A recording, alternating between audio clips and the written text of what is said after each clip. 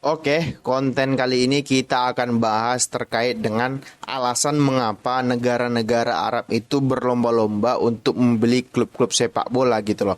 Ya, kalau yang terbaru adalah Syekh Jassim yang ngotot atau ngebet ingin membeli MU gitu loh. Tapi jauh sebelum itu ada kayak Qatar sebelumnya sudah menancapkan kukunya di PSG melalui Qatar Sport Investmentnya eh, membeli PSG yang jor-joran tapi juga belum dapat apa-apa di Eropa kayak gitu. Kemudian ada setelah itu ada Dubai, ada Uni Emirat Arab yang beli Manchester City melalui Syekh Mansurnya yang kemudian mereka bisa mendapat seluruh gelar mereka sudah dapat di Inggris maupun di Eropa. Yang terbaru adalah gelar Liga Champions kayak gitu.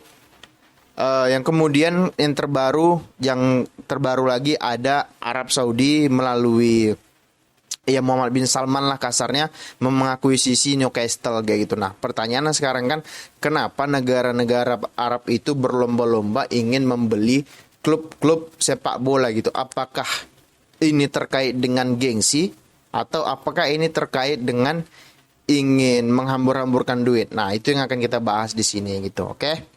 Nah, yang pertama gitu loh. Yang pertama itu kan bisa dibilang yang menancapkan kukunya terlebih dahulu itu adalah PSG gitu loh.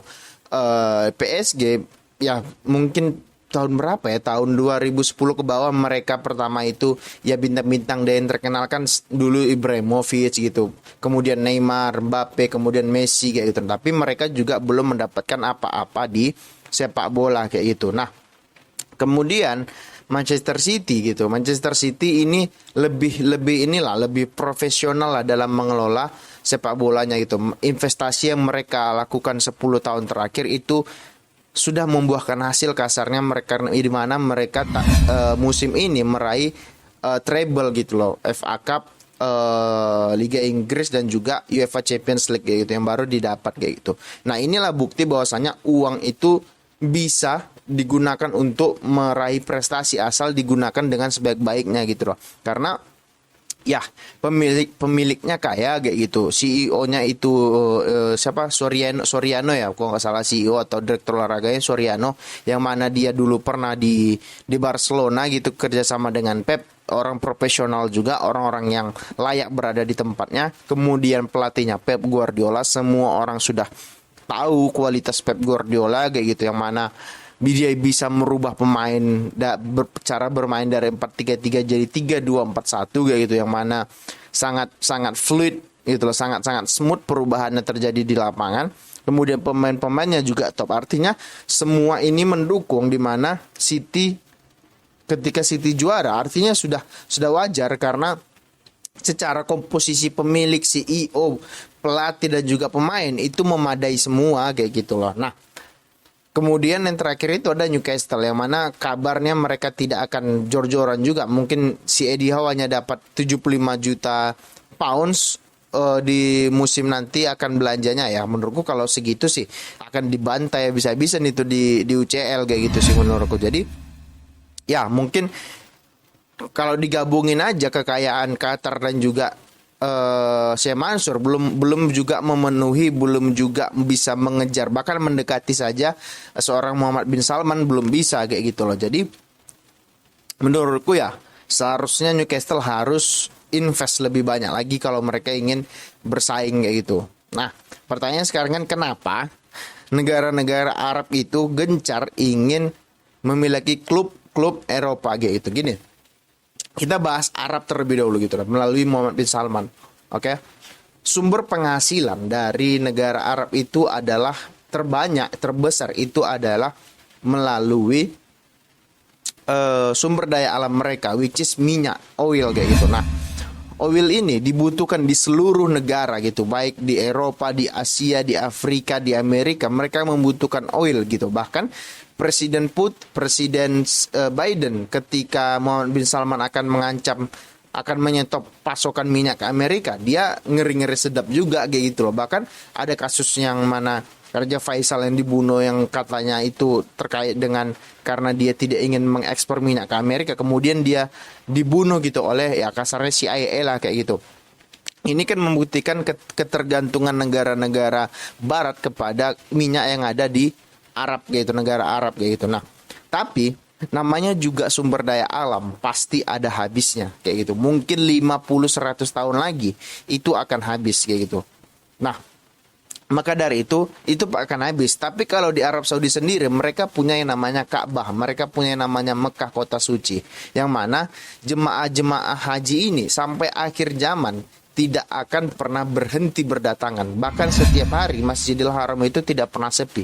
Baik orang ingin umroh ataupun orang ingin sholat saja, atau kemudian di musim haji. Nah, ini kan mereka servis, mereka mengambil keuntungan dari proses haji ini, yang mana menurutku itu worth it dengan apa yang mereka berikan kepada jemaah-jemaah haji, dengan bintang yang hotel yang bintang 5 gitu, dengan fasilitas yang mereka berikanlah kepada jemaah-jemaah haji yang datang untuk berhaji ke negara mereka gitu. Nah, mereka sadar bahwasanya minyak itu pasti akan ada habisnya, mungkin 5-10 tahun terakhir. Makanya mereka merubah haluan negara mereka menjadi negara penyedia jasa, which is penyedia jasa untuk jemaah haji, yang mereka sadar sampai akhir zaman, kalau kita lihat ya ajaran-ajaran agama, itu tidak akan pernah habis mereka berdatangan ke Mekah kayak gitu. Nah, tapi negara Arab Saudi juga sadar bahwasanya kalau kita hanya mengambil sumber pendapatan ini saja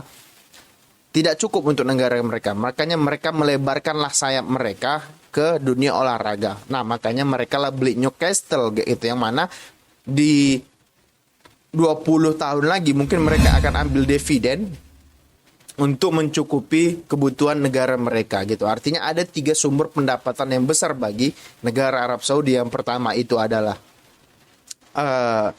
minyaknya, yang kedua dari jemaah haji, yang ketiga mereka akan berinvestasi di sepak bola melalui klub kayak gitulah. Artinya mereka akan punya sumber penghasilan lain untuk mencukupi kebutuhan masyarakat mereka kayak gitu. Nah, itulah pintarnya mereka, bahwasanya mereka sadar apa yang ada di bawah tanah negara mereka itu tidak akan bertahan sampai akhir zaman kayak gitu loh, ngerti nggak? Nah, kalau si Qatar ini beda lagi. Qatar dan juga Uni Emirat Arab, pemilik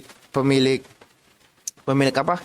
Pemilik siapa sih namanya? Pemilik PSG dan juga City, beda lagi gitu loh.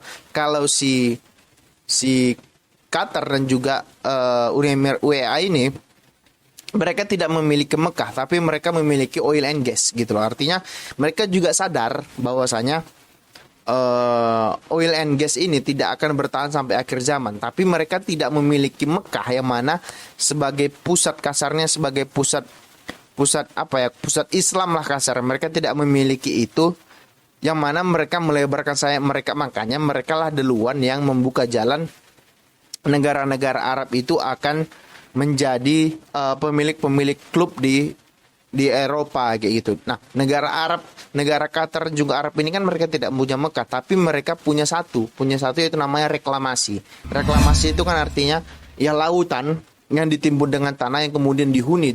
Kalian boleh lihat deh reklamasi Arab ataupun Uni Emirat reklamasi Qatar ataupun reklamasi yang ada di Uni Emirat Arab. Mereka tata itu sebagai tempat untuk turis-turis berdatangan, yang mana itu akan menjadi sumber income mereka gitu loh.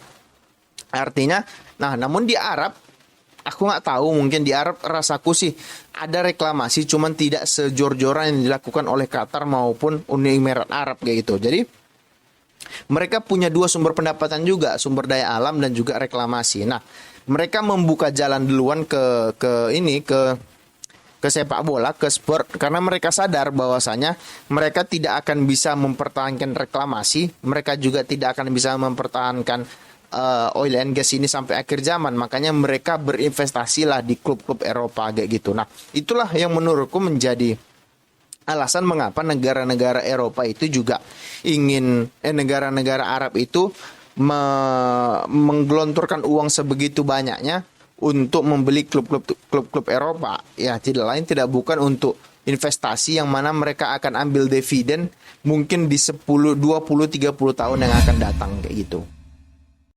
Jadi jangan percaya kalau ada yang bilang negara-negara Arab itu nggak akan ngambil dividen, nggak mungkin gitu. Karena mereka juga investasi, tujuan mereka juga investasi, yang artinya mereka akan ambil untung dari investasi mereka kayak gitu. Tapi memang mungkin bukan dalam 10-20 tahun ini, nanti mungkin 30 tahun ke depan mereka akan ambil. Buktinya apa? Buktinya PSG sekarang tidak lagi jor-joran ingin beli pemain karena bintang mereka sudah mereka buang-buang. Messi, Neymar, Sergio Ramos sudah mereka buang gitu loh. Yang artinya mereka merasa proyek ini gagal, tapi sekarang mereka ingin membangun tim melalui filosofi, melalui pemain-pemain muda. Terbukti sekarang bisa lihat pemain-pemain yang dibeli oleh Qatar itu bukan pemain-pemain yang top gitu, artinya pemain-pemain yang masih muda, artinya mereka sadar proyek mereka itu gagal, fail kayak gitu. Yang mana menurutku perlahan-lahan nanti mereka akan ambil keuntungan dari situ karena mereka sadar oil and gas and reklamasi mereka itu tidak akan bertahan sampai akhir zaman kayak gitu. Nah, sekarang kan pertanyaannya juga apakah ini terkait dengan gengsi? Mungkin iya gitu loh. Gini, kalau kita belajar sejarah kayak gitu. Di masa lalu negara Arab itu negara-negara yang tandus kasarnya, ibaratnya ditanam pohon nggak bisa tumbuh kayak gitu. Mereka negara yang miskin, negara yang antah berantah, negara yang selalu berperang kayak gitu. Cuman di awal abad keberapa ya, 18, 19, 20 mungkin di awal 19, mungkin di awal 19 atau 20 ditemukanlah sumber daya alam bernama minyak, gas, oil and gas di negara-negara Arab, yang menjadi negara-negara Arab ini atau orang-orang Arab ini menjadi orang kaya baru kayak gitu. Yang artinya gini, kalau Anda berasal dari negara atau keluarga yang miskin, kemudian Anda tiba-tiba kaya, Anda ingin show off dong, ingin pamer ke orang bahwasanya aku kaya, aku bisa beli ini, beli itu, gitu loh. Karena ketika dia miskin, dia hanya melihat orang punya mobil, punya rumah mewah gitu. Jadi ketika dia punya uang, dia akan beli jor-joran ini itu. Ya, terkaitan dengan gengsi juga gitu. Artinya ingin show off, ingin pamer bahwasanya aku juga bisa menyaingi kalian gitu ya. Memang nggak salah ya uang mereka, kenapa kita harus iri gitu loh. Jadi kalau aku bilang ini terkait dengan gengsi juga kayak gitu ya. Bisa dilihat deh kayak gitu karena mereka berasal dari negara yang miskin, yang tandus. Ketika mereka punya uang, mereka akan jor-joran. Salah satunya ingin menunjukkan kepada dunia bahwasanya negara Arab itu bukan hanya negara yang miskin, yang tandus, yang nggak bisa berkembang. Mereka ingin menunjukkan bahwasanya negara-negara Arab itu punya power. Salah satunya apa? Dengan uang. Mereka invest lah ke klub-klub top Eropa untuk menunjukkan bahwasanya mereka ini punya duit, mereka ini bisa menguasai dunia kasarnya dalam bentuk klub-klub Eropa gitu. Makanya kalau aku bilang ya kayak Kuwait, kayak Oman, Jordan itu kan belum masuk ke Liga Inggris. Maka aku bilang mungkin aja 10 tahun yang akan datang Big Six-nya Inggris itu dikuasai oleh klub-klub oleh orang-orang Arab, Kuwait, Oman, siapa lagi? Jordan mungkin akan masuk, mungkin beli Arsenal, Liverpool, akan beli Tottenham, akan beli Chelsea kemudian hari mungkin gitu. Tapi ya kembali lagi, kita kalau feelingku itu akan cepat atau lambat itu akan terjadi gitu loh, karena negara-negara Arab ini juga kan saling bersaing kayak gitu, saling ingin menunjukkan satu sama mereka bahwasanya mereka itu hebat kayak gitu. Itu akan terjadi sih menurut kita tunggu aja kayak gitu, apakah yang gue bilang ini betul atau enggak kayak gitu. Karena Kuwait juga kan mata uang mereka mata uang terkuat terkuat di dunia, ataupun negara dengan mata uang tertinggi di dunia mungkin gitu loh ya. Mereka pasti akan masuk di kemudian hari. Tinggal lagi mungkin mereka belum memiliki tim riset terkait dengan sepak bola yang memadai. Jadi mungkin mereka sekarang lagi menyusun riset klub mana atau bagaimana cara investasinya, hitung-hitungannya. Itu mungkin negara-negara itu mungkin sedang dalam proses riset untuk membeli klub sepak bola di Eropa kayak gitu.